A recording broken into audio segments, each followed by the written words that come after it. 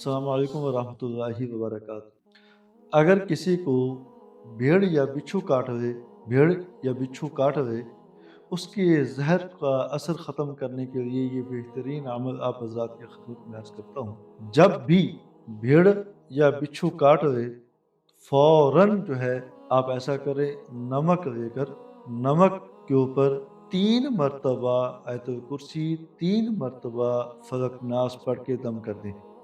दम करने के बाद वो नमक जिस जगह पर भेड़ ने काटा है या जिस जगह पर बिच्छू ने काटा है, तो वो नमक जो है उस जगह पर मुतासरा जगह पे डाल दें और उसको आहिस्ता-आहिस्ता मसलना शुरू कर दें और एक साँस में 7 मरतबा पढ़ें, वइज़ा बतशतुम जब्बारीन, वइज़ा बतशतुम जब्बारीन।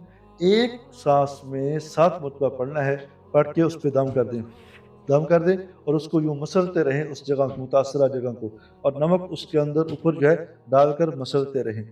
ये आपने 3 मरतबा दम करना है। वइज़ा बतशतुम जब्बारीन, वइज़ा बतशतुम जब्बारीन। ये एक साँस में 7 मरतबा पढ़ना है। पढ़ कर के उस पर जो है आपने दम करते रहना है और उसको मसलते रहना है। ये एक साँस में 7 मरतबा पढ़ के 3 बार ये अमल दोहराना है, 3 मरतबा ये दम करना है। इस अमल की बरकत से इंशाअल्लाह जो भेड़ के काटने के बाद जगह सूज जाती है, भेड़ के काटने के बाद शदीद किस्म का एक दर्द महसूस होता है, भेड़ के काटने के बाद अजीब-सी वो जगह बन जाती है और इसी तरह बिच्छू के काटने के बाद बड़ा सख्त किस्म का दर्द शुरू हो जाता है और बाज़ औक़ात सोज बहुत ज़्यादा हो जाती है।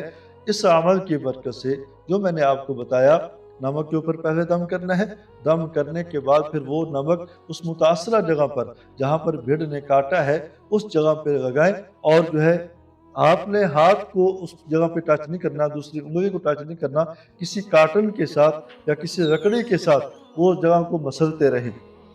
या अगर हाथ उँगली लगानी है, इसके ऊपर जो है टिश्यू इस्तेमाल करना है, टिश्यू इस्तेमाल करने के बाद वो जगह पे लगाते रहें और ये आपने वइज़ा बतशतुम जब्बारीन एक साँस में 7 मरतबा पढ़ना है और मुतासरा जगह पे दम करते रहना है।